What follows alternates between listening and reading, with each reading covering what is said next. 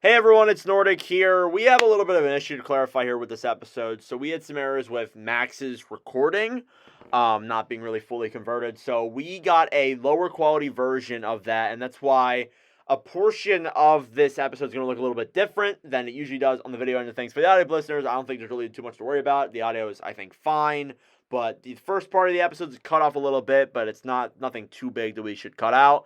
But regardless, all I gotta say. Apologies if it looks a little different for the video listeners, but regardless, enjoy the episode.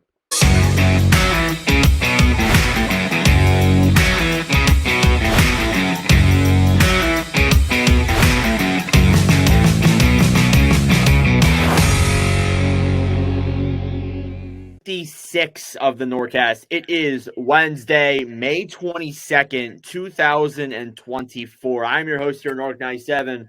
Joined with Carter. How we doing today, Carter? Doing pretty well. Game 1 of the Western Conference Finals for the basketball and NHL playoffs. The best part of playoffs is the semis and the final. So, No Jack. Great time for sports. Oh, for sure. Yeah, I love basketball playoffs. Celtics in it, Pacers, and then Mavs and Timberwolves. Looking good. No Jack. Jack went to the Dark Realm, aka Rhode Island, so he's not here today. We're also joined here. I brought on a guest just because Jack isn't here. Replace him with someone better. We have a TikToker here with over 70,000 followers, close enough. He's been a longtime friend of mine for many years. We brought him on like a year and a half ago, but we're bringing him back on for this episode today. We have Tkdmaxbjj, aka Max. How are you doing today, good sir? I'm doing pretty good. Appreciate you having me on again. It's always fun. Awesome. Yeah, I remember the last time you were on was around the time when the season was starting. The Bruins were 9-1. You're right. I was trying to remember when that was. Yeah, it was somewhere in, I think it was like right before Halloween. It actually was. And it was around the time Phil Kessel broke the Ironman streak. That was another fun. Oh, yes. We talked about It's been a little bit, nearly 2 years since then, but we're bringing him back on for this episode. Now, normally what we would do is we would ask Max some questions, and then we would get into his talk about his favorite team. But since the playoffs are going on, we're going to preview the third round of the playoffs first. Since there's only 2 series, it really shouldn't take that long. So we're going to start off with the Rangers and the Panthers. So the Rangers beat the Capitals and the Hurricanes en route to the Eastern Conference Finals, and the Bruins. The Panthers beat the Lightning and the Bruins heading into the Eastern Conference Finals. So first off, I will say this. What is your guys' prediction on this series? We'll start off with that before we get into player stats and all that. We'll start with Max, our guest. All right, I'm going first. Yep. I've flip-flopped 5 times. I think I'm gonna go with Rangers in 7. I like that pick. I like that pick a lot. I have Rangers in 6. That's what I have. I've usually doubted the Rangers a lot in these playoffs just because I didn't think they were all that. But I'm starting to realize maybe they are all that. So maybe. I'm going Rangers in 6. I wouldn't mind seeing Florida win either. I honestly am on. I know Max isn't on that. I'm not ideal, but yeah. I think, honestly, it might be a lose-lose for you because if the Panthers win, that's the team that knocked your team out. And then if the Rangers win, that's a hellhole of fans complaining. Or not complaining. Yeah. Flexing in your face. So that's the other thing. It's a lose-lose. All right, Carter, what is your prediction?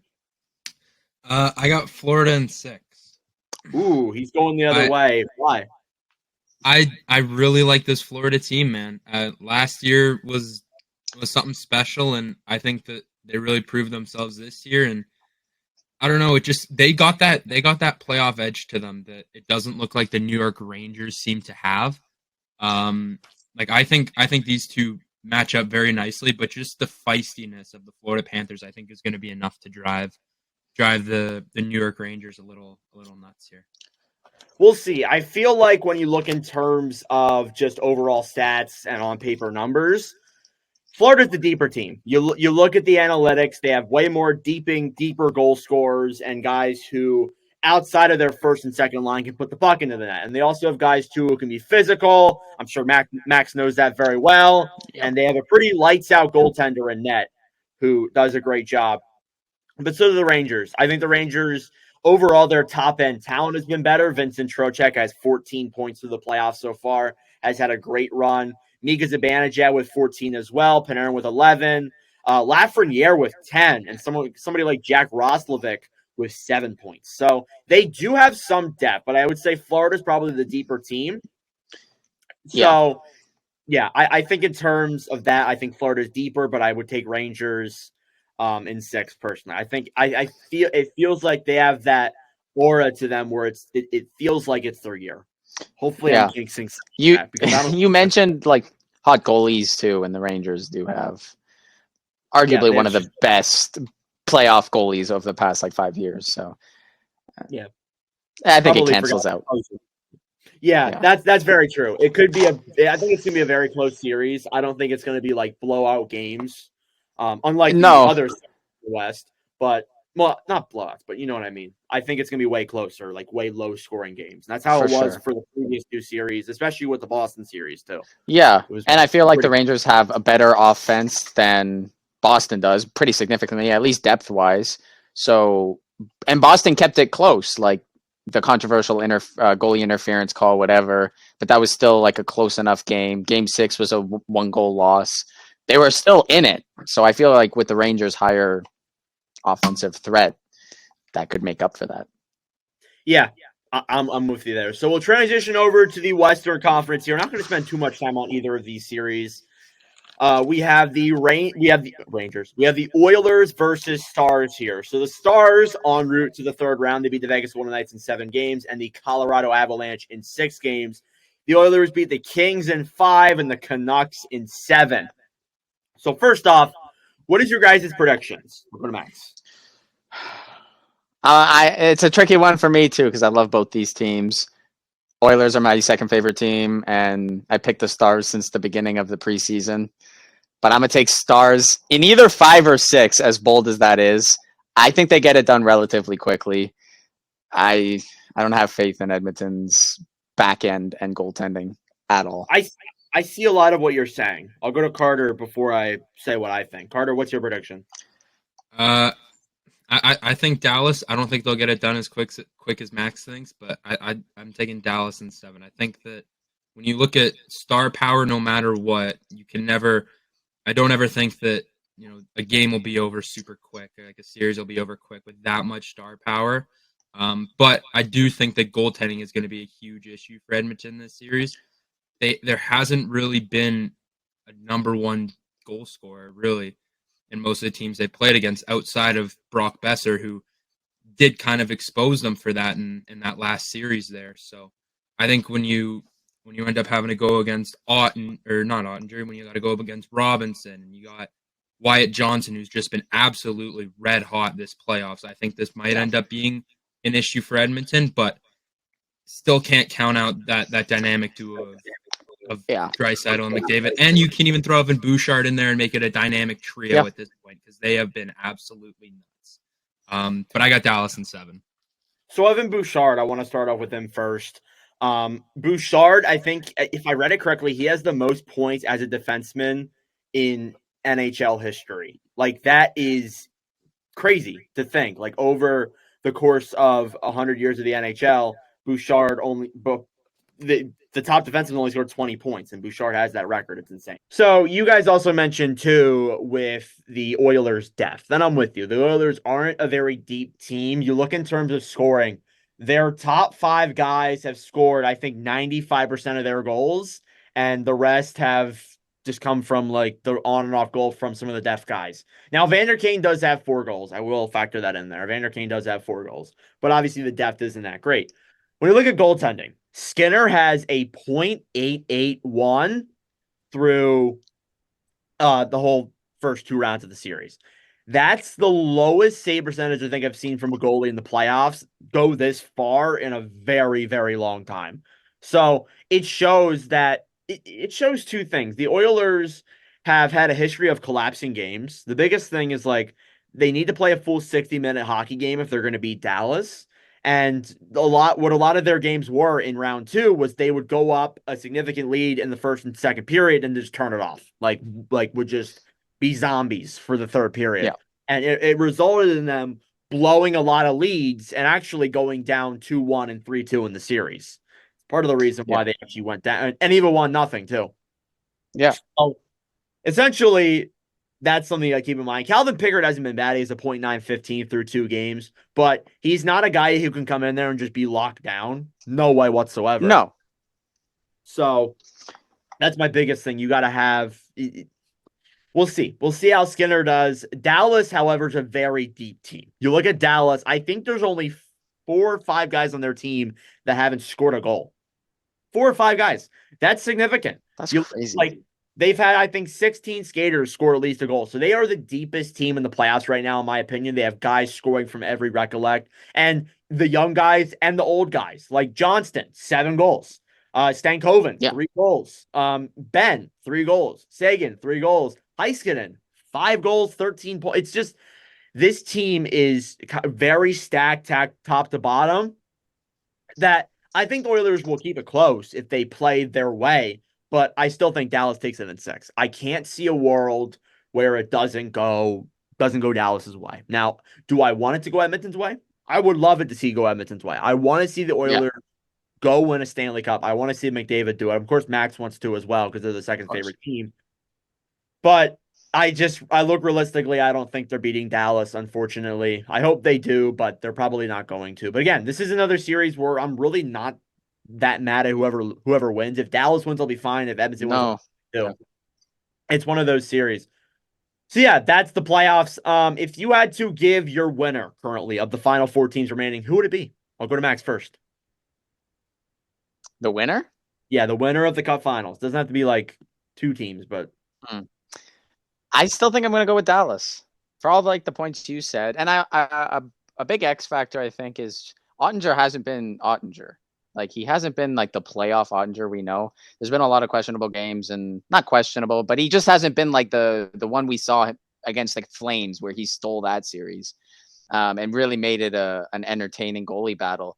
He could just pop out of nowhere too. And if we see that against Edmonton or against, any team in the East, if they make it past the Oilers, that could be a huge X factor too. So I'm still picking Dallas to win the whole thing. Yeah. Carter.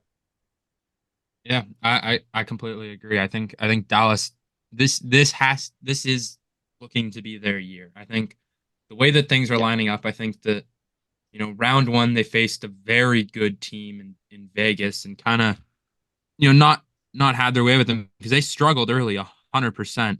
But they were able to kind of figure it out against the Avs, who were probably have the best starting 5 in the NHL. Like, I don't think that you can get a better forward line and defense line to send them out to start your games ever.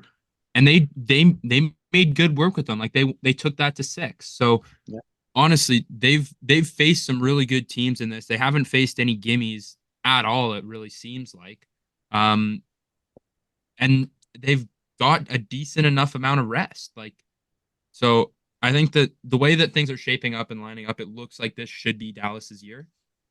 So I'm gonna stick with Dallas. Are you picking the Mavs to win too? You picking Dallas? You picking the Dallas teams to just go a full? MVP? I have. So I picked the winners of the 4 major sports.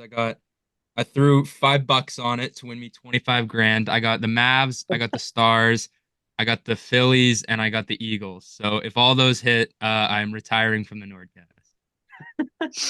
Well, I could say that the 2 Dallas ones are possible. The Phillies, maybe. The Eagles, I don't know if I could see that. But anywho, so yeah, that's our playoff talk for this episode. When we do our one next week, we will have some games to be played. In fact, game 1 of Florida, New York is going on right now, but we're not even going to factor that into our prediction. We're just going to go with what we have. No. So we'll transition to Max and the Boston Bruins. So we got some questions here for you, Max, or I do actually. So the first one is not related to the Bruins, but it's how did you get into hockey? This is the first thing that we ask a lot of people on the podcast, and I know your story. You've told it many times. It's on your TikTok. But to the fans who don't know, what is your story of getting into hockey? So to put it simply, it's because of my dad. My dad grew up as most Canadian people grew up. Big hockey fan. His whole family would get together on Saturday nights to watch Hockey Night in Canada. His whole family was Montreal and Toronto fans. Unfortunately, he always liked cheering against them because it made it fun when they'd come over. And the Bruins always fought, so he loved that. So he became a Bruins fan and pretty much passed it on to me because he watched his whole life. And whenever he'd have the games on, I'd be there watching too. So it's kind of been ingrained in my being since a kid. Makes sense. And I've heard that story a couple of times, knowing you. Yeah, yeah. So Yeah. my other question is one that I actually don't really know. How did you get into making hockey content? Honestly, full credit. I'm gonna shout him out. That Leafs fan on TikTok. He started making videos, and I'm like, dude, that looks so fun. Because I talk hockey all the time, but I haven't really had like, I didn't even make it to get views or anything. I made it to like make friends that are as into hockey as me. Because a lot of my friends weren't as big hardcore fans as me, and I want to talk like the in-depth stats of like a sixth defenseman on a team. And so I started making TikToks, and whether it was to try to rub a fan base the wrong way and bug some people or whatever, but started enjoying it, made a community, and it's been fun to be able to talk hockey and meet you guys off doing the same thing. Like this is exactly what my whole point of starting. Like Yeah, that. exactly. So Look at cool. that. You're on a podcast with a guy you've known for years that also made hockey content because of you. Ironically, it's kind of So kind of weird. funny how that all connects. It's My so other weird. question that's not related to the Boston Bruins solely is, what's your like favorite type of videos to make? Is it the Boston Bruins post game recaps, or is it like different kinds of videos they make? Because you make a wide assortment of videos, specifically on the Bruins, but I know you do some other teams too. Yeah. I think the Boston Bruins post game recap. I enjoy doing like the World Juniors kind of videos as well. That's Yeah, always a those I fun like. time of the year. Yeah. But honestly, I think that's one of my favorite part about making content is anything that comes to my head that I kind of feel like talking about or I want to touch on is fun to just share my opinion. It's just fun to talk my opinion on a variety of different things. Yeah, I'm with you on Yeah. that same front. Honestly, I like talking about a lot of different Yeah. things. Obviously, I do. So moving into Bruins talk now. Now, before I get into questions about the offseason, questions about the playoffs necessarily, I want to know, what is your full blown thoughts on the Bruins for the entire season, not just playoffs, the entire season as a whole. So for the entire season, I think it was a success because before the year started, I actually had them finishing second wild card behind the Senators, so that might have been a bad thing. But I had them second wild card, and the team right below that just missed was out by 1 point. So I had the Bruins just barely sneaking into the playoffs. I had them as a first round exit. So the fact that they were competing for the Atlantic title, probably could have won it if they didn't lose down the stretch. Won a round, brought the Panthers, who are a noted cup favorite all year, to 6 games. I think it was a success. There were a lot of rookies that stepped up big throughout the year and in the playoffs that didn't really expect. And I think it was supposed to be a transition year, and the Bruins did a good job of answering questions of where this team should be going forward, which will tie into the offseason of how important it is. Yeah, I think this year was considered a success. A lot of people had the Bruins missing the playoffs. I wasn't on that board. I thought they would regress, like any team that had 65 wins would regress. I They're didn't, going I to have didn't some think, I regression. didn't think they'd full blown miss the playoffs though. I didn't expect for that to happen. Yeah, But heading into the playoffs, I mean, they beat Toronto. That was a fun series. That was it. totally. Obviously, it's always great when it's Boston, Toronto, and they made it to the second round, which was highly above expectations for this team. Yeah, Even though they lost in six, it felt like they got heavily outplayed by Florida through a lot of that yeah, series. It's still a success. Above all, it's totally. still a huge success when you look in terms of just overall with this team. Carter, do you have any thoughts on the Bruins this season? I I can't remember where I kind of had them placed, but I think I had them placed kind of either just outside that Atlantic three or right at it. So they did pretty much close to what I expected. I honestly think that this is not a bad season for them, honestly. Kind of you look at Swayman, he played really well, which honestly kind of sucks for you guys because now you got to pay him. But I mean, Yeah. it's kind of nice to see, this goalie that you've had for so long, he's finally starting to find his groove. So, I mean, some of your rookies looked pretty good too, and some of your young guys Yeah. kind of look to step up as well. And Marchand didn't look like he really lost a step this year either. Not really. So it's kind of a good thing looking at it. So yeah, honestly, I'd call it a pretty good success for the Boston Bruins there. I think they had a very, I think overall they had a very good season when you compare it to expectations. Now it's a matter of trying to improve on that heading into Big the time. 24-25 season. So, first off, I'll do three. What is your top three things you want to see the Bruins do this offseason before we go into separate things? Number one, extend Swayman long term. I think that should be the first thing that happens before you even think about anything else. He's obviously the future. Allmark, whether they trade him or they let him walk, either way. Swayman's your future goalie, future number one, and he's proven that he can be that. So sign him long term. Number two, get someone obviously not as offensively skilled, but pretty close that can play the center position alongside Pasternak. I don't think he's able to fully carry a line by himself yet. I think we saw that in the playoffs. Teams were able to kind of focus solely on him. And the Bruins have a lot of like nice, like grindy type of goal scorers, like a Charlie Coyle, like a Jake DeBrusk. They're not super flashy, but a Pasternak is a super flashy, high offensive talent, and they need someone to kind of pair with him. And then aside from that, probably just more offensive depth, more speed. A lot of their bottom six was really slow, really tiring. And it really showed against Florida. They'd get smothered forecheck and they can't get it out and surrendered a lot of goals because of it. That's probably my three main focuses. Yeah, I'll start off with the secondary offense. We talked about the Oilers having a lack of, secondary scoring. The Bruins are kind of on the same level as that. Do you agree with me? Like, maybe not Kinda, as yeah. bad, but like Yeah. all that cost. Like they had guys that scored in the playoffs. Like I think Connor Geeky scored a significant amount. Trent Frederick had, I think, 3 goals. They had guys Yeah. that could score, but they need someone who can score more, if that makes sense. Like they need more Definitely. offensive depth. That's more or less what It I'm was saying. the inconsistency of that offensive depth. So like all of a sudden you'll have a big game. Like game one, it was Brazeau, Frederick. I think DeBrusk got in. It was like, oh my God, Bruins have depth scoring now. But then they were invisible the rest of the series, right? You can have one or two games where they really pop off and they really shine, and then other games they don't. And then that's where the pressure, like game 6 and game 7, they scored a combined 3 goals. Pressure's on David Pastrnak to be that guy to score. And I did expect a bit more from him. But at the same time, when you had like your third line last year of Taylor Hall, Tyler Bertuzzi, and Charlie Coyle, that's a significant depth loss. And I think, like I said, the consistency of that offensive depth is probably the most important going forward. Yeah, on paper, this team was way deeper last year. They definitely regressed Yeah. in that remark, obviously. But I think you definitely need some scoring depth. I agree with you. I feel like they need a better number one center. They do have a lot of Yeah. cap space. I think if you They sign do. Swayman to what I think you've said this before, you sign Swayman to an 8x8 contract, you get him locked Yeah. up there.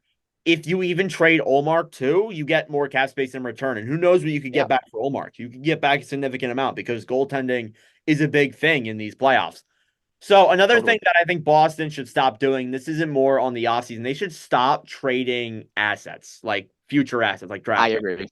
I think that it's not a bad idea to try and make trade deadline moves to improve the team, make them better. I'm not disagreeing with that, but this team is coming to the point where they're not old necessarily, but they need to strengthen that prospect pool if they want to be a consistent playoff team for the next couple of years. And maybe they don't need to rebuild or retool necessarily if they do that.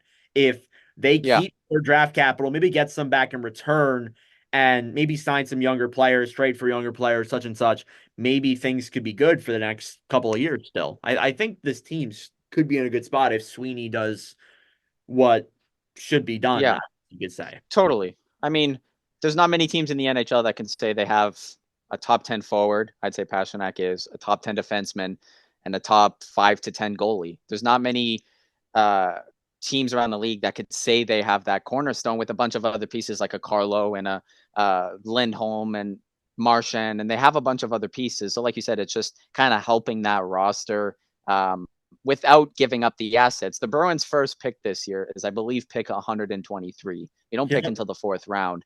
So that's going to cost the team eventually. We already have arguably a bottom 3, to some people, the worst prospect pool in the league. Yeah, we had guys like Beecher, Lowry, and Patra step up and be nice rookies at points in the year. None of them really seem like game breakers. You're going to need some first round picks to get those game breakers. But if the Bruins keep being good too, those first round picks might also not be high. And I think that's what Sweeney is banking on, right? Like, why keep they were probably thinking we were going to be a decent team. Like, our first round pick is going to be what? Mid-20s this year? Yeah. So like, they're probably thinking we're okay sacrificing that. I don't know. Yeah, I think that they should at least keep at least a little bit more of their assets. I understand trading later picks, but maybe keep your first for a year or two, get deep in that prospect pool, maybe a little. But, obviously we could see the Bruins be first in the NHL next year and, things could change. So you never know with the NHL. So looking at goalies, we already said with Swayman, they should lock him up to a contract, whether you think that contract should be 8x8 or something more or less than that. Linus Ullmark, do you think he gets traded, and is it the right move for the Bruins to move him necessarily? I think he does. I love the vibes of the goalie tandem, but I also think it's been one of the biggest strengths of the team. Both goalies are rested, and they're very good throughout the season. But I was down for a goalie tandem, and I was okay with Swayman playing the whole playoffs. But you're paying Linus Ullmark $5 million, and he played a single game in the playoffs.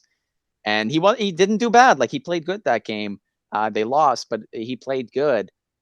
That's just a lot of money to be sacrificing. A $5 million forward on a team that lacks offensive scoring could be a nice addition, right? So it all depends on the package coming back. If you're getting like a 2nd round pick and some like B level prospect, I'd probably keep Ullmark and I'd rather let him walk. I think his one more year of him is more valuable than that return. But if you could get like a young like player, like maybe the Devils want to give up Holtz or something, just some extra player that could provide a little offense, I think that would be a smarter decision for the Bruins. Yeah, on the level, I think there's no right or wrong answer there. I think that they keep him, not a big deal.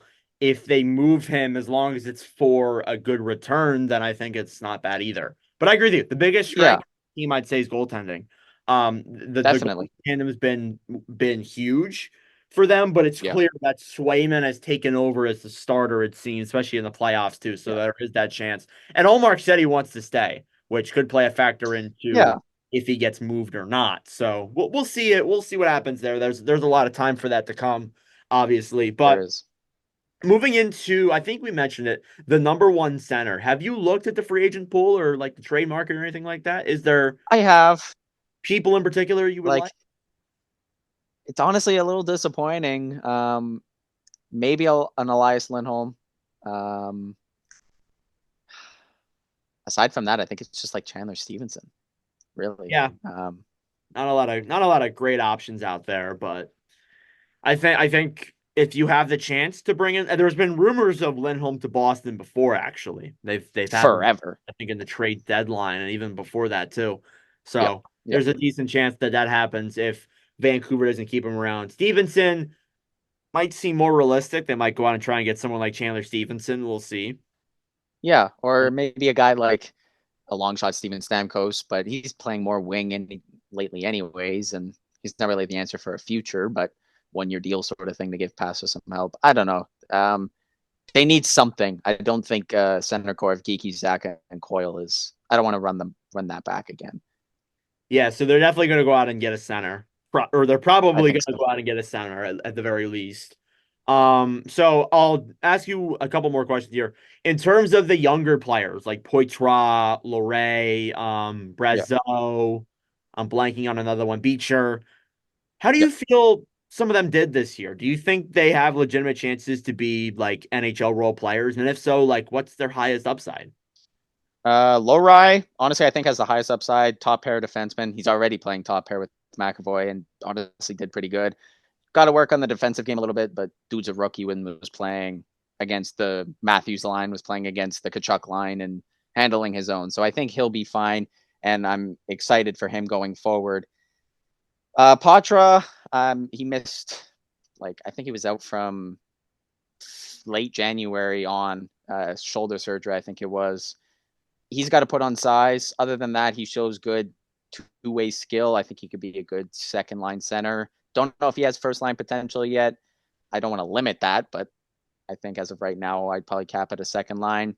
Beecher, a solid fourth line, third line at best kind of guy. Same with the Brazeau. And that's what I mean about the prospect pool, like we said earlier. The Bruins need those top end guys, like a Wyatt Johnson, right, who was picked 2 picks after Fabian Lysell.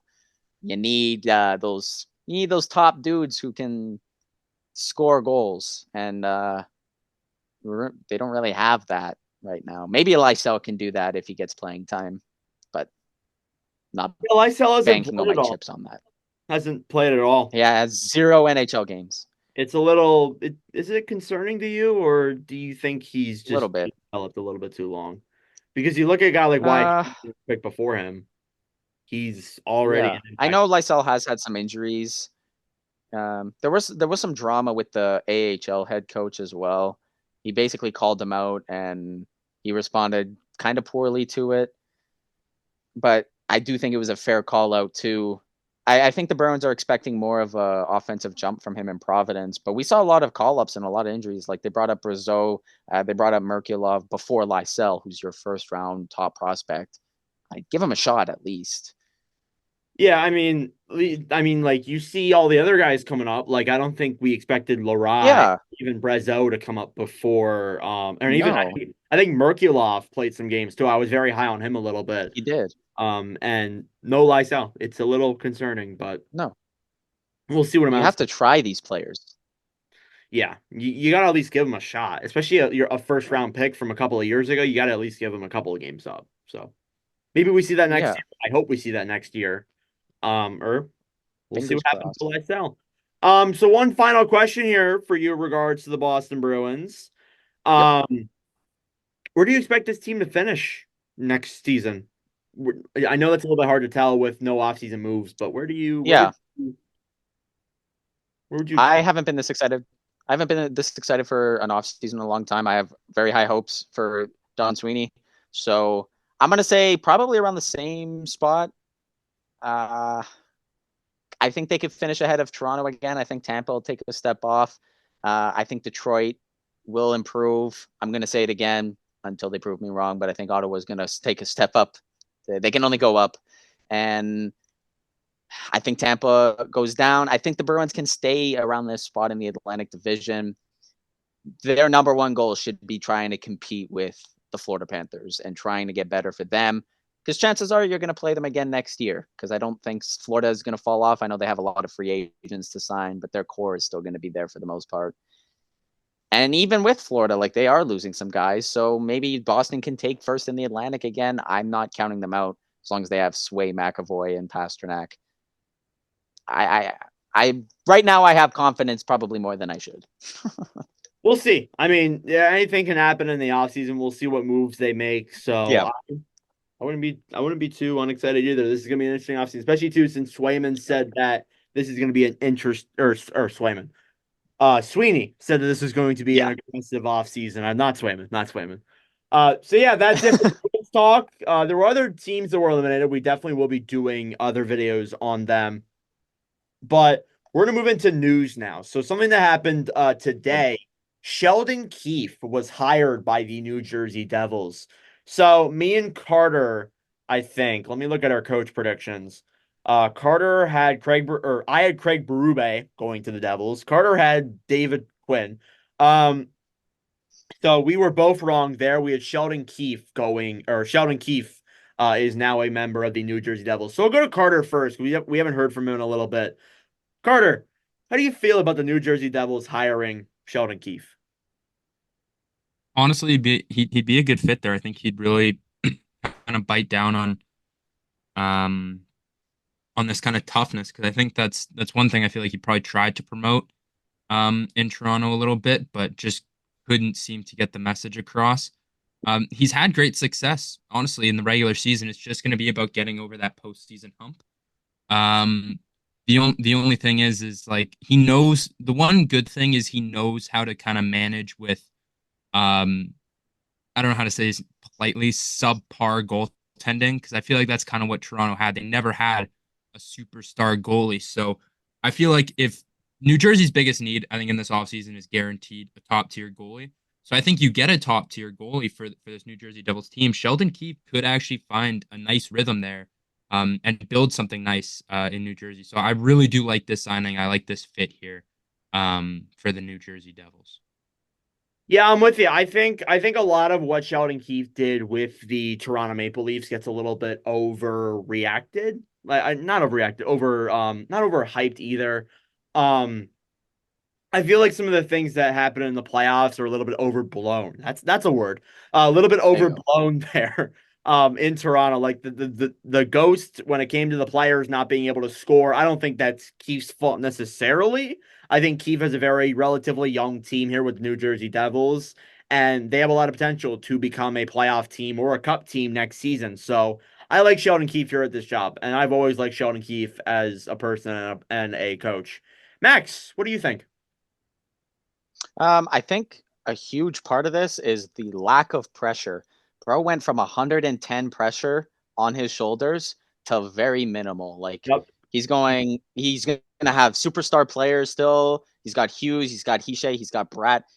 And like you said, he's got a team that he could really build and get to the playoffs. And as of right now, like if he gets them to the playoffs next year, maybe they win a round. He looks like a success and it looks like a great hire. So it's not like you're taking a Leafs team who has so much pressure to just get over the hump. And like, yeah, I think it's a good hire. I think it's a good hire. He's gonna, I think he's gonna thrive there. Obviously, he needs his GM to help him out a little bit, but I think he will. I agree. I think it is a really good hire. There's a lot of things that Keefe needs to definitely work on here with the Philadelphia Flyers, but I like it a lot. The other coaching hiring that happened wasn't really a hiring, but it was someone who got the interim tag removed. It's Jim Hiller being or actually there was another coach hiring, but Jim Hiller has been hired as the head coach of the Los Angeles Kings. Hiller was the interim through I think from February to the end of the season. Carter, how do you feel about this? I think you predicted I'm looking here real quick. You predicted Jay Woodcroft to LA, but that did not happen. So, how do you feel about this? I honestly don't know. I can't remember how LA kind of did after. I think well they got better. I think obviously. Well, did they? Because I know they started off extremely hot, and then they They got were really cold. they were really good, then they were terrible in January, and then they seemed to get a little bit better under Hiller, but we see that a lot under new head coaches. So, Yeah. it's something you got to So keep. I don't really know. If they got better after being really bad and being able to get out of a rut, especially as a coach, like that's something you got to take a little bit of pride in. That kind of shows that you got some trust in the locker room there. Like you kind of saw it with Edmonton. They fired their coach. They were in a terrible, terrible rut. Got a new coach and went on an absolute hot streak. So, um, getting a coach out of a rut that's huge. For a new head coach, especially as an interim head coach. So good job to him. Honestly, being able to get even a head coaching job is pretty good there. So yeah, I honestly don't know, but I think if they got better after being in the slums, I think this is a good hire. I don't think it's bad. I feel like it is a little. I think they did interview coaches, but it feels a little strange for them to, have a lot of really good coaches on the market, coaches that could fix this team. Then they go with some, and they even said too they're going to change their system, and they go with a coach that is kind of to be honest with you. So it's a little bit strange there. Max, how do you feel about this? I don't know. Another year. I don't know if it's necessarily on Hiller. It's hard to put the blame on him, but you decreased again in the playoffs. And you only went to 5 games against the same Oilers team. I would have probably went a more drastic approach, but at the same time, 3 goalies in a year, it would have been like a season, right? also isn't ideal. I'm not the biggest fan of this hire. Maybe they could prove me wrong, but it doesn't scream anything great. I think it's maybe more bad than it is good, just because they, like you said, they kind of stay the same. Yeah, nothing really changed when it came to the playoffs. So that's the other thing you got to think about. No. See how he does, but I don't know. The other coaching hiring that happened was Craig Berube is the official coach of the Toronto Maple Leafs. He's hired to a 4-year deal. This was honestly kind of coming. He was their number one candidate for a very long time. So Carter, I think you had McClellan. You were with me with McClellan going to Toronto. But how do you feel about this one, Mr. Rochelle? Good. He was probably the number one coach on the market, and getting him in Toronto, I think he's definitely one of the more tough-minded coaches in the league, or I don't know about in the league, but definitely on the market. So if he can add some real feistiness to this Toronto team, and I think Matthews he's already played with that edge, but I think you add that to Nylander as well. You get your defense to start playing a little bit more of the body. I think that's definitely going to help you come playoff time as well. So, definitely, honestly, probably a great hire there, and I think they need to get a goaltender for this season. And then we might be looking at a very good Toronto Maple Leafs hockey team. Yeah, I agree. I think the Berube hiring is probably the best hiring they could have made. I think he's got toughness as a coach. He seems to have the right mentality, saying they won't be pushed around again. Max, what do you think? Yeah, likewise. Good hiring. I don't know if I was on board with firing Keefe for the first place, but they did it, and they went with a experienced coach who's won a cup recently. No complaints. Yeah, I like it as well. So moving into awards, there have been some award winners that have been announced. Alexander Barkov has won the Selke Trophy. I think this is his second time winning. Yeah, second time winning this award. He had 80 points this season with the Bruins. With the Panther, he's not Bergeron. With the Panthers in 73 games played. So first year in a while that Bergeron hasn't won it. I think it's actually the first year since Barkov won it in 21. So I think now that Bergeron's retired, I think we're going to see a lot of these over the next couple of years go to Barkov. I think we're going to see a lot of that. Maybe we'll see some other guys too. Who knows? There was actually a trade that went down. We'll go through this really quickly because we don't have a whole lot of time here. The Tampa Bay Lightning have acquired defenseman Ryan McDonough, a 2024 fourth, and in exchange, the Predators acquired a 2025 second and a 2024 seventh. I like the deal. I think Tampa gets back a solid defenseman. Nashville improved their young depth. Then Rick Tocchet today won the Jack Adams Award. So Tocchet, this is the first time winning it. Obviously took the Vancouver Canucks from a absolutely just joke of a team to a first place finish in their Pacific Division. So I'd say that's pretty good. I think he deserves it. There were some other coaches that were brought up into it too, like Andrew Brunette was second in voting. Rick Bowness was third. Other guys I see in here, Montgomery of the Bruins was ninth. Tortorella was 12th. So some interesting coaches there on that list. And that is all of your news here for today. So we're going to move into our other Do two. we know when they do?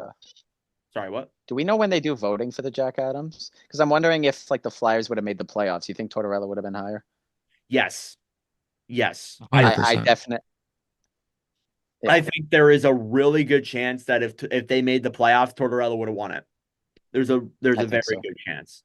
It just sucks because they freaking crumbled in the last 15 games. If they even went 500 down the stretch there, they probably would have made it, but they just crumbled, and it is what it is. But Tortorella again and Jack Adams. So we will transition into our final two topics here.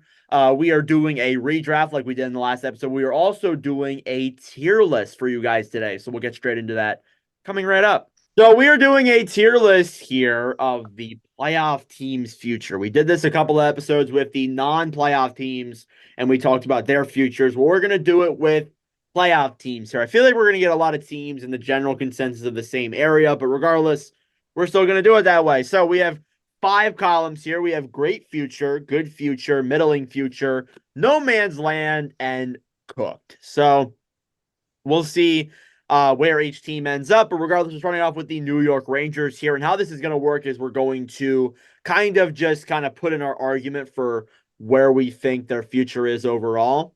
And, we'll see if everyone agrees with it. If everyone is on the majority side, we'll go with that way. So regardless, let's get into it here with the New York Rangers. They are still currently playing. I would say, though, with their roster, with the team they have, I would say they still have a good future. I don't know about a great future, but I think they still have a really good future with the guys they have. And I think they'll be good for the next couple of years. Do we agree? Yeah, I do. So, all in favor of good future. Okay. Good. All right. So, good future there for the New York Rangers. Next year with the Boston Bruins. I'm going to let Max go because Max is a Bruins fan, if you couldn't tell with all the jerseys in the back. Max, where do you think the Bruins' future lies? It's a tricky one. I don't think they're in no man's land. I'm going to go middling just because they're good players. Swayman, McAvoy, Pasternak are still young enough that they'll be good for years. But everything else, not ideal. Prospects, gone. So they're cooked in prospect world, but their superstars bring them up to middling. That's what I'm going with. Yeah, I agree. I think middling makes a lot of sense. Carter, what do you think? Yeah, I kind of agree. I think Max kind of hit it perfect. Okay, cool. So middling future there for the Boston Bruins. The Carolina Hurricanes, although they lost in the second round this year, they have plenty of young players. They still have a relatively bright future, and I'd say they'd be good for the next couple of years. I'm going to put them in great future, if you guys agree. Yeah. I know they are. It also depends on because they're losing two pretty good guys, and True. probably Pesci and Nature. So depends on what they get back for them, which I do think it'll be a decent amount. I think Pesci is unrestricted though. I'm pretty sure. Pesci's a UFA. Nature's they're going to have to trade. It's an RFA. Right. I could see great. I maybe go good more, but I could see great too. They'll still be a good team for a while. Carter, you're the deciding factor here. What do you think? If there wasn't issues with Natchez and Pesci, I think that this is a great future. But just kind of looking at that, I think I'd put them in definitely top of good and borderline great, but I'd put them top of good for sure. Okay, I'll go with that. I didn't think of that factor obviously too. Maybe things will change in the offseason too with goaltending and stuff. So maybe their future isn't so great after all. Dallas Stars, they're one of the teams that are currently still in the playoffs. They have abundance of old players, but they also have plenty of young players too. I don't know. I want to hear what you guys think first before I go with mine. Where do you guys think Dallas should go? Go for it, Carter. I'd honestly put them in great future. I think when you look at, most of their stars, like they're all kind of either entering their prime or are hitting exactly in their prime. They got superstars on defense. They got a top, I don't even know what top 10 goalie for sure in Jake Ottinger. You're looking at how their young guys are performing in playoffs too, and some of their old guys are still performing. So they still have a ton of prospects as well. So I'd honestly put them in great future. I'm with you there. Yeah, I agree. I wanted to hear what you guys thought first. I was on the board of great future, but I think that, yeah, I agree with what you said. They have old players, like they got Pavelski, Ben and Sagan aren't the youngest guys either. So they have old players on the roster, but they have an abundance of young guys that really help that team out. Edmonton Oilers. So the Oilers are one of the teams that are still playing right now in the playoffs. If I had to, actually, I'll let Max go with this since this is one of his favorite teams. Max, what are you thinking? They don't have that great of a prospect pool, but they do have some guys. One guy I'm really hyped on is Dylan Holloway. So I might put him in good future. You still got McDavid, so I think if they move Draisaitl or even McDavid, could you imagine the haul? Oh, absolutely. For Leon Draisaitl. Absolutely. But it all depends on if they do that. And I don't think they'll do that. But I would probably put them in good future too. Carter, what do you think?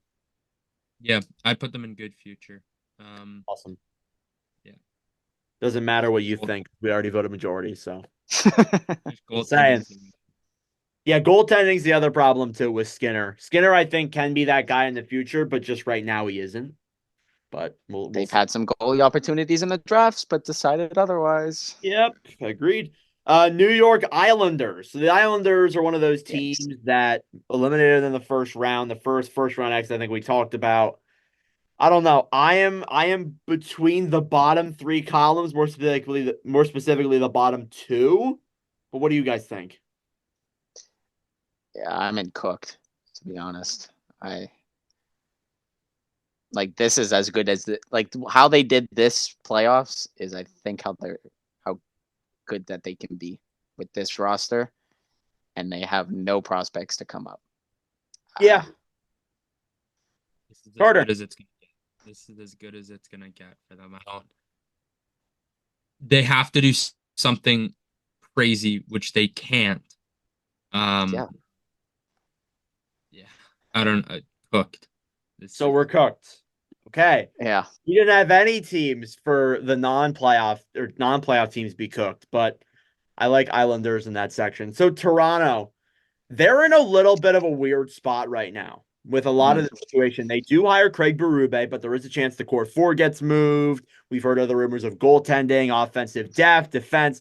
There's a lot of talks right now with the Maple Leafs. So where would you put them here? I feel like with Matthews and Nylander, they have a good future, but then again, what are we thinking here?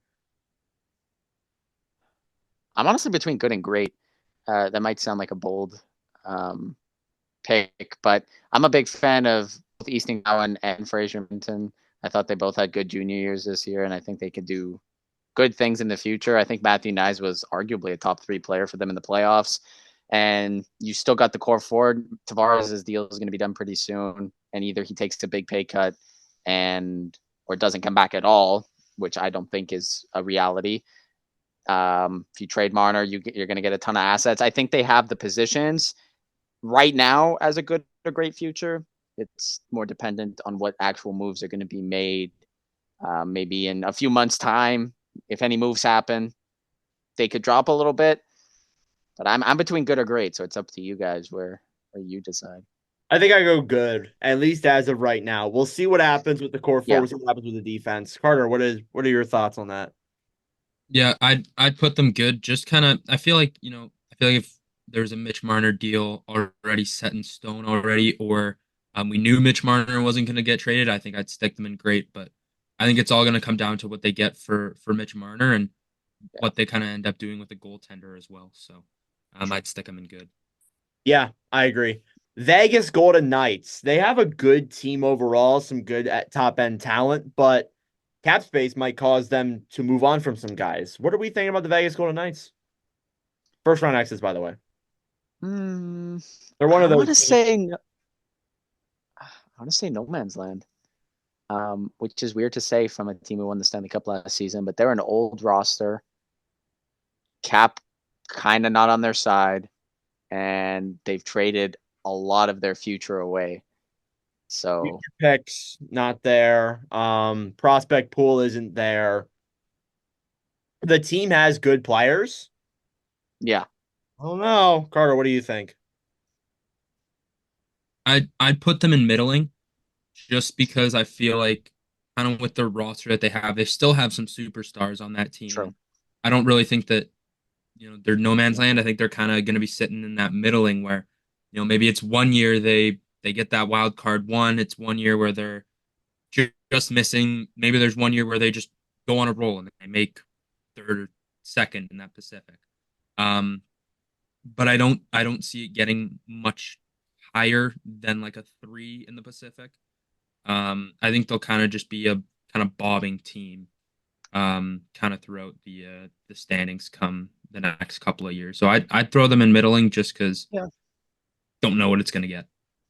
I don't know. You got to factor in too. You're looking a lot at this year. They were injured a lot of this year. I think if they're a fully Very healthy true. team, then I think there's a good chance they are a playoff team.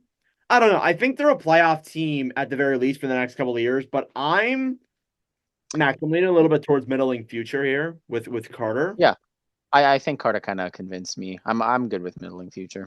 Yeah, I mean, no man's land I feel like makes sense, but middling future I feel like seems more realistic for this team. Winnipeg Jets, I'll let Carter go first. They were a first round exit this year. They weren't obviously they look like frauds, to be honest. There's a lot of bad spots with this team that need to be addressed. But Carter, what are you thinking right now with the Winnipeg Jets? Where do you think they should go? It's middling. Honestly, we are going to be a mid team for the next couple of years. We have a good goalie, but we don't know what to do in playoffs. Do you think We have I will say we do have some good prospects, which is nice to know. Um, we need a superstar bad that is not a goalie. Um, and that is our biggest issue right now is we don't have a bona fide superstar on that forward. You can call Mark Scheifele close. He's not a superstar. Is he a star? Yeah, but we need a true number one guy. And it just doesn't look like that could be the case anytime soon. So I'd put us in middling, but no man's land is also an option here. I think middling makes more sense. I think they're going to be just that kind of team. I mean, middling has mid in it, and you said they're going to be a mid team for the foreseeable future. I feel like they're a good playoff team, but just overall, the holes in this team might be too big to fill up. We'll see. Max, what do you think? Completely agree. I'm good with middling. Okay, cool. Florida Panthers. Florida has a solid team right now. Good offensive core that's relatively young. Good defense. Great goaltending. Where do we see Florida here? Because they've been a consistent. Before blueprints became Stupid ad. I don't know if the recording heard that. I apologize. I have no idea why I did that. But where do you guys have Florida at in this list? Yeah, sorry.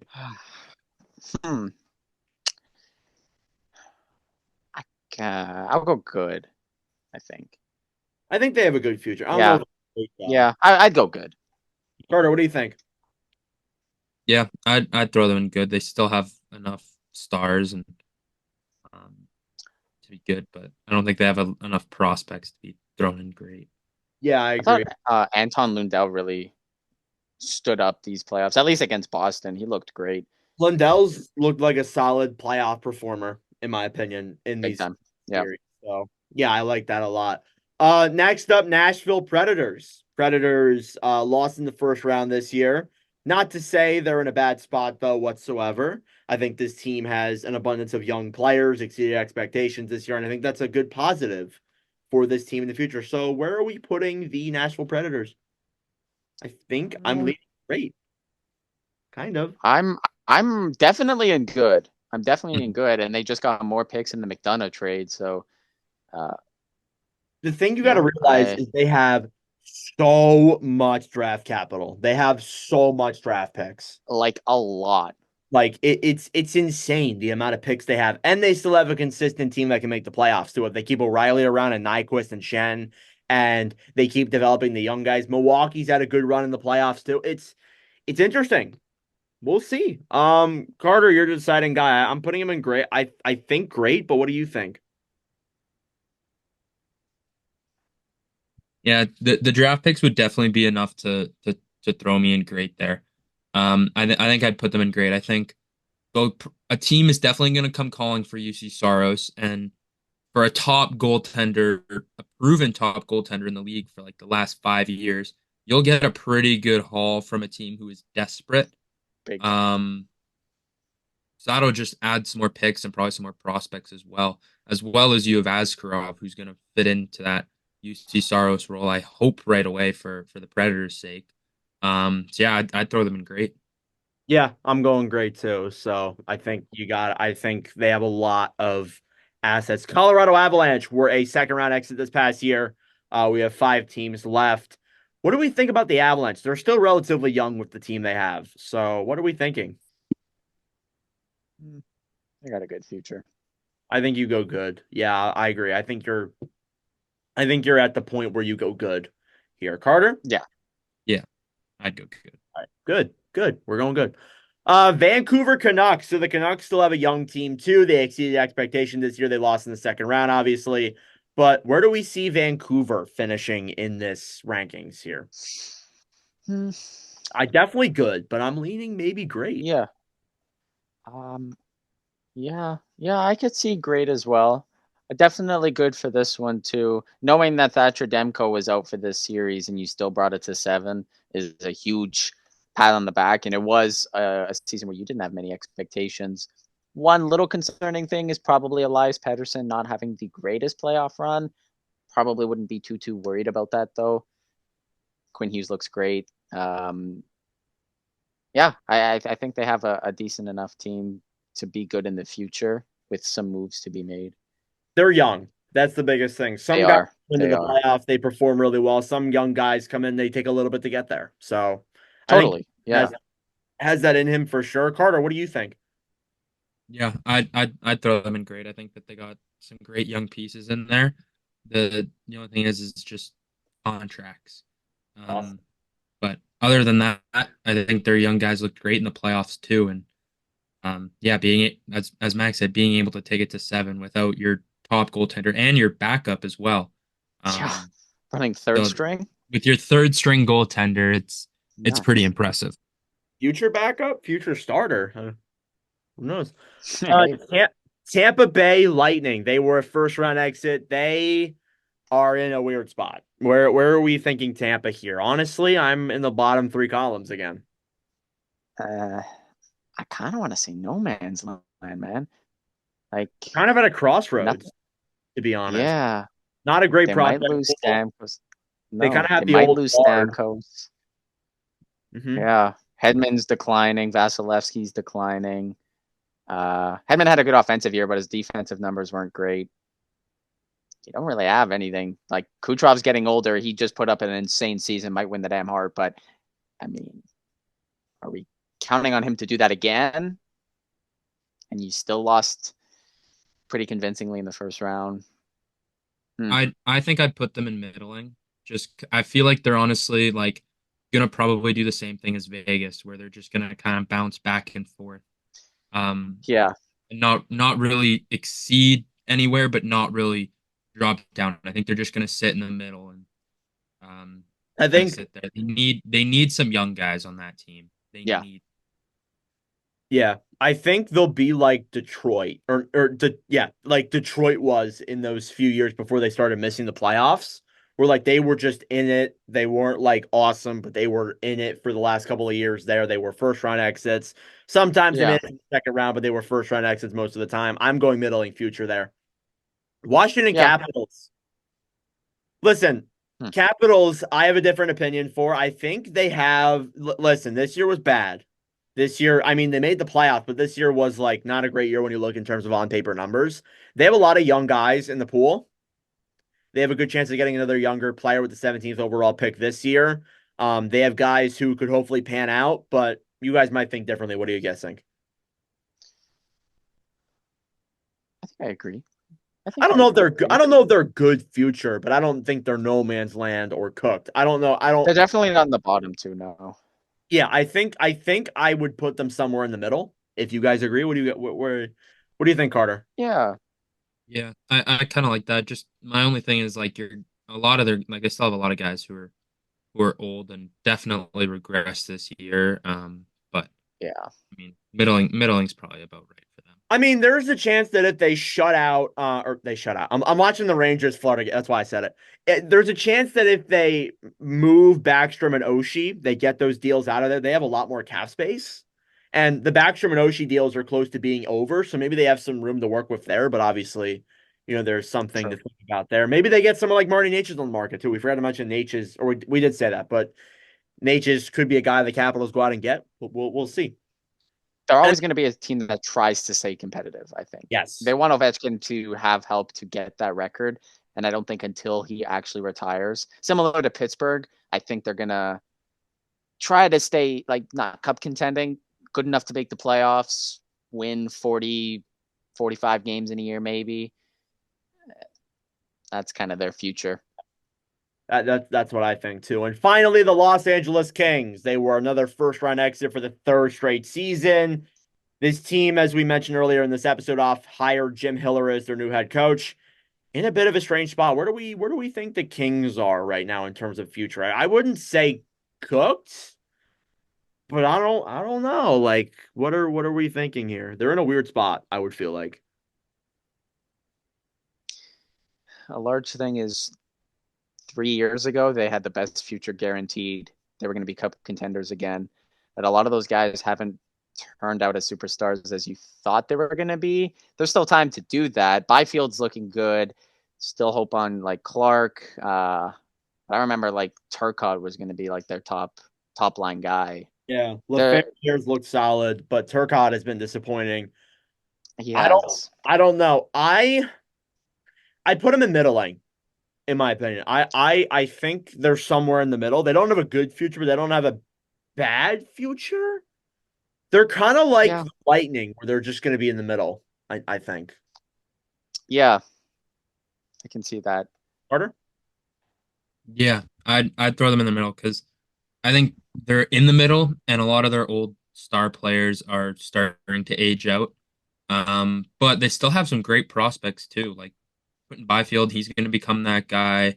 Brant Clark hopefully should become that guy for them as well. Yeah, we'll have to see. That's what this whole middling future seems like. Team that's just like there. They have some vets that have been carrying the franchise for a while that you don't know what's going to happen with them as they end their careers. And then it's that changing of the guard that is so important. I mean, the Bruins just had that last year with Bergeron and Krejci. It's how you change from being like reliant on those players to switching over right away and having that new era. Dallas is in the perfect position, which is why we have them in great, because once Seguin, Ben, and Pavelski, you got guys like Stankoven, Wyatt Johnson, Rupe Hinson, Jason Robertson to carry the next echelon. So they're making the rebuild like perfect. They didn't even have a rebuild. That's how good it was. And it's just going to keep going. They need some wins. Maybe this is the year they get a cup finals, because if they don't win anything, it won't really mean anything. But it's just interesting to see the middling future as all those kind of same teams. Yeah, I agree. For the most part, like the teams in the great future, they got most of their vets are like they're on their way of aging out. They haven't aged out, but they're on their way. And all their young guys are getting in there and they're getting mentored, which is key. Like I think That's huge. That's why Dallas is doing so good. Like Definitely. you look at Jamie Benn, you look at Joe Pavelski, you look at Tyler Seguin. Like those are all guys who have been there. They've competed at the top level, and one of them's got a Hart Trophy under his belt. Yeah. Doesn't hold up a lot now, but still. Yeah. But anyways, at the same time, that's great mentorship to help build a great future, and especially I think that's a great point too. Yeah, you got to have that combination. The Burns did that great with their goaltending, letting Swayman get in with Tuukka Rask, and now letting Swayman carry. Just kind of having that constant flow of letting rookies work in with veterans is huge. Like you said, you can't just go from like, we're relying on these guys, they're retired, we're going to be bad for 5 years, and then like I'm kind of worried with Chicago the way they're doing that, because they went straight downhill basement. Now they're trying to work up with Bedard and maybe whoever they pick at second. It's hard to get out of that. It's very It hard is. to get out of that, It is. especially in recent years. Especially with when we look at the NHL, there's only 16. Half the league makes the playoffs, so it's a lot harder for non-playoff teams to make it in. So Definitely. like, Definitely. we could see a few of these teams not be in it next year. It's a good chance. So I think so. I think Washington's definitely the top of that list. Maybe even Tampa you could throw in there too. The Islanders as well. Yeah.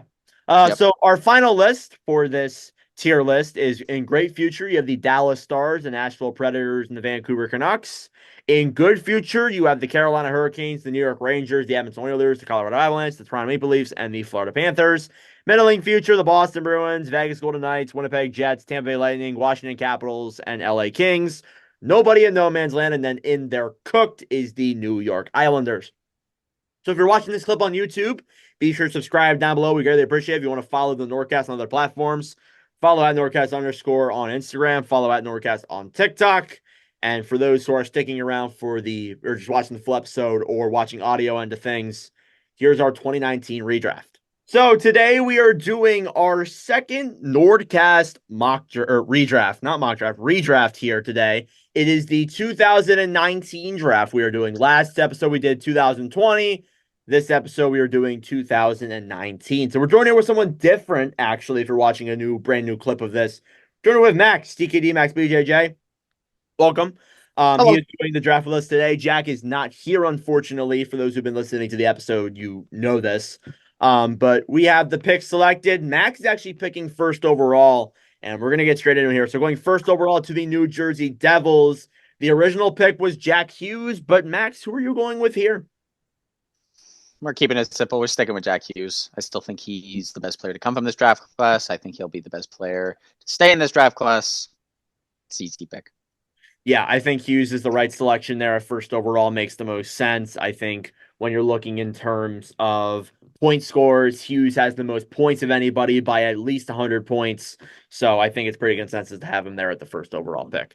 Second overall was originally Capo Caco. I assume it's not going to be Capo Caco this time, but Carter has this second pick. Carter, who are you going with here with second overall? With the second overall pick, I think you got to go. You got to take the guy who's got a Calder under his belt. You're going to take Mort Seider with this pick. I like that selection. Probably the best defenseman of this draft class when you look in terms of guys that are in this class.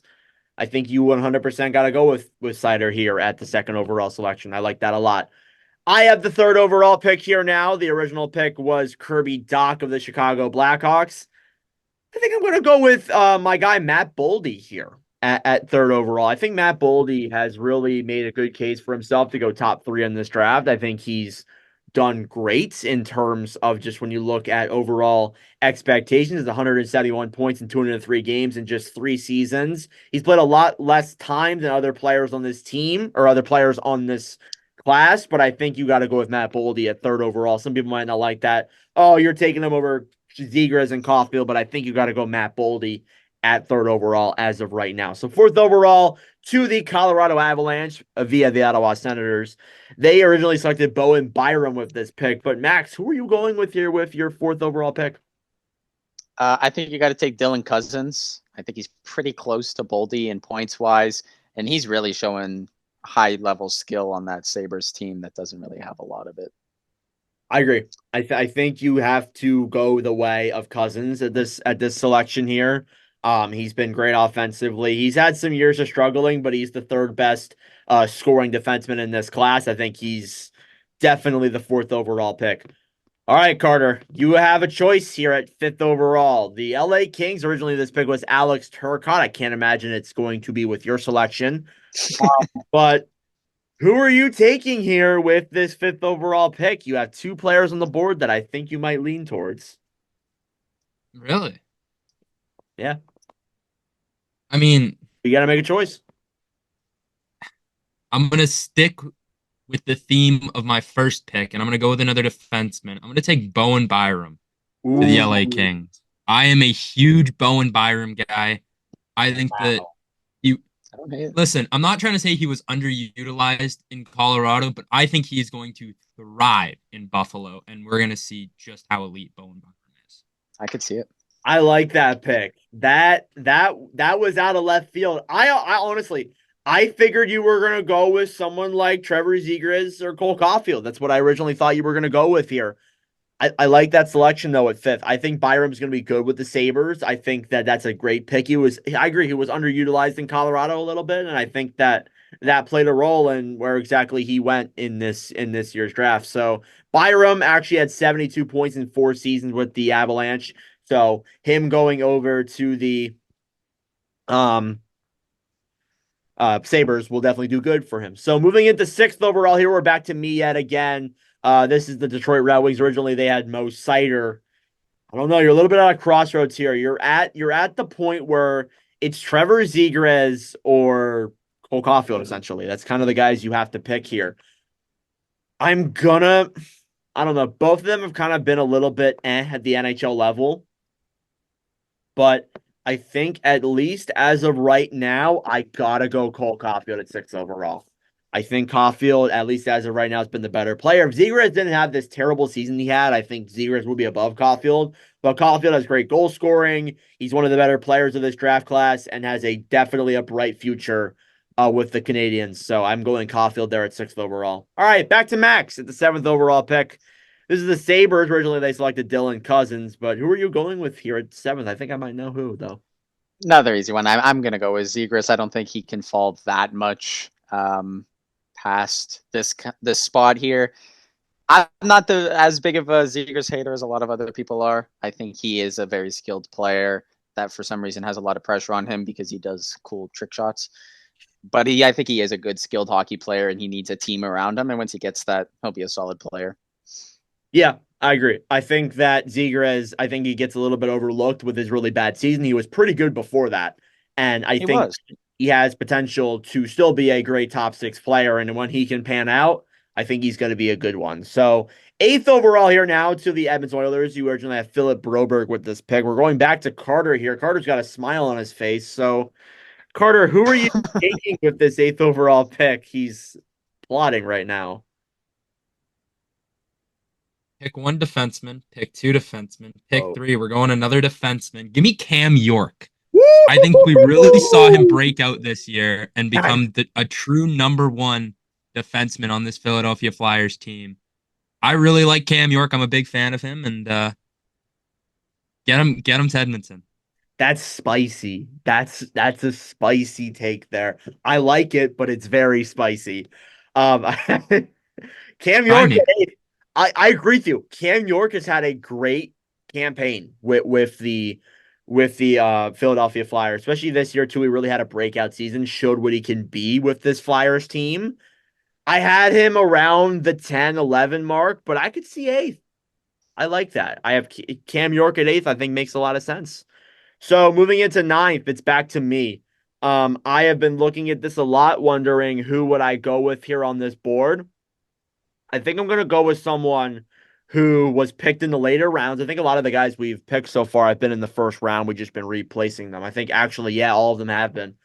I'm going to go off the board here a little bit with a pick from the Arizona Coyotes, Matias Maccelli, 9th overall to the Anaheim Ducks. Maccelli's had a good campaign. He was one of the steals later in that 2019 draft. Has 112 points in 169 games played. Has a good potential to be a good middle 6 forward here for this Coyotes roster. I think he definitely goes top 10 in a redraft. So I'm taking Maccelli at 9th. All right, going back to Max at 10th overall. Max, you had the Vancouver Canucks. They selected Vasily Podkolzin. But who are you going to take with 10th? Is it going to sound crazy? And I don't know if I'm fully convinced on it either, but no one else is super standing out. I'm going to take Peter Kochetkov. None of the other players are really, there might be a couple that I think will go after him, but I don't think there were any other players that really stood out as game breakers. Kochetkov is a big piece on the Hurricanes team. He has stolen starts from Freddie Anderson and Antti Raanta in the past. And I think he's solid enough to go, top 10 in this draft. I do think so. Yeah, I agree. I think Kachekhov's a good pick there. I originally was like, ooh, that's a little bit interesting. But I think Kochetkov is the right pick there. He's been good as a goaltender in the NHL for the Hurricanes. Pretty consistent, too. Has been a good playoff performing guy as well. So I think he's a good pick there at 10th. I like that. All right, 11th overall to the Arizona Coyotes, the formerly Arizona Coyotes. Carter, are you going with a defenseman here, or what's happening here? What do you think? I got no other defenseman on my big board, so I might have to go see if there's like some sort of prospect I can look at here in the defense pool. But no, with the 11th pick, I'm gonna go with a guy who has slid down a lot on this board, who has kind of started to find his rhythm a little bit. I'm gonna take Capo Caco to the Arizona Coyotes. I think you take him out of that Rangers team. I don't think they developed him right. Kind of threw him to the Wolves pretty early. Kind of sucks. But it is what it is, and I think that in a young team with Arizona, I think he'd thrive.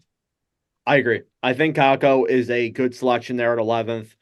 Honestly, he started picking it up here a little bit with the Rangers, 117 points in 5 seasons. But he hasn't been what we thought he was going to be. He just simply hasn't been. I think a lot of that could be blamed on the Rangers for his lack of development and just overall, he didn't get put in the spot where we thought he should be placed at. So I understand the perspective of Capo Caco being at that 11th overall pick. I like that there for the Coyotes. 12th overall is me. Carter said he doesn't have any defensemen on the board. I do, however. I am taking Thomas Harley at 12th I overall. was gonna here. say. Max is going to say Harley. Listen, not a lot of offense out of him. Harley only has what I believe, I lost him on my board here, but Harley has 53 points over 4 seasons. Not a lot of offense, but he is terrific defensively. One of the best defensive defensemen in this draft class. I think you have to go with him at the 12th overall pick. There are still some good, solid forwards left on the board, but at least looking at it right now, I'm taking Thomas Harley at 12th overall. So, Max, with your last pick here in this draft at 13th overall, the Florida Panthers originally took Spencer Knight. Who are you taking here with this 13th pick? I'm between two guys. Neither one have been super impressive, but for some reason, I have a little more faith in one of them. I'm going to take Shane Pinto. I'm going to take Shane Pinto. I have some faith for some reason. Mr. Bet 99. Oh, no. I agree with that. Pinto has been consistent. In the 41 games he played this year, he had almost a point per game. So I think and you got to look at I that. think that's Immediate potential. I think at a redraft, he should definitely at least be in the top 15, at the very least, top 20 for sure. When you look at this draft class, at least as of right now. But I like Pinto there at that 13th selection. I think that will work out. Carter, ironically, you got the Flyers. I didn't plan that out whatsoever, but with the Philadelphia Flyers pick, who are you taking here at 14th overall? Are you taking another defenseman? I'm going to keep asking that. No. It's your final pick, by the way. I know. I don't know who to go. I got two guys. But I think I'm gonna go with the one who has kind of been less injury prone. I'm gonna take Alex Newhook to the Philadelphia Flyers. I like that pick. I think Newhook has had injuries. I think that with the Canadiens, he can definitely flourish. 100 points in 214 games played. Not a bad forward. I think that he definitely still has potential to grow, but obviously you're in that point where it's like, who really who knows where he's really going to finish at exactly. So leaving that with me at the last pick in this draft, I don't know. You could bounce it between a couple of different players. I'm going to look at the goalies here real quick that were in this draft. But I think, honestly, at least as of right now, all of the forwards were taken off the board that were pretty deep, that were pretty solid. I think we've pretty much just dried up all the defensemen in this pool too. So, in looking in terms of the goalies, there isn't that many big name guys, at least that haven't played a huge amount of games. So I'm going to go with Kirby Dach here at 15th overall. I think Dach's had a lot of injuries, a lot of struggles with the Chicago Blackhawks, and now he's obviously, ironically, getting redrafted by the Canadiens, which is the team that he's with right now. So again, he's faced a lot of injuries, but I think he still has a chance to grow. But I think 15th overall is where I have him. So our final mock drafts here. First overall is Jack Hughes. Second overall is Mo Sider. Third overall is Matt Boldy. Fourth overall is Dylan Cousin. Fifth overall, Bowen Byram. Sixth, Cole Caulfield. Seventh, Trevor Zegras. Eighth, Cam York. Ninth, Matthias Micheli. 10th, Peter Kochetkov. 11th, Capo Caco. 12th, Thomas Harley. 13th, Shane Pinto. 14, Newhook. And 15, Kirby Dach. So that'll do it for our mock draft here. For the 2019 draft or redraft. Sorry, I did that twice now. If you want to check out our 2021, it's on our YouTube channel. But for those who are watching the YouTube end of things, thank you very much for watching. And for those who are watching on the episode end of things for the NordCast, this concludes our episode number 56 of the NordCast. Max Manville, thank you very much for coming on. We do appreciate you joining us here today. Hopefully we can bring you on yet again another time, but thank you for coming on. All right. Of course, it was fun. Yep, and that will do it for episode number 56 of the NordCast. We'd like to thank you all very much for watching or listening. If you did enjoy on the YouTube end of things, make sure to subscribe down below. If you're watching on the podcast end of things, give us a good review. Tell your friends and listen on all platforms. If you want to follow the NordCast Instagram, follow at NordCast_. If you want to follow the TikTok, follow at NordCast. But anyways, that does it for me and the crew. Thank you all for watching, and we'll see you guys in the next episode. Adios.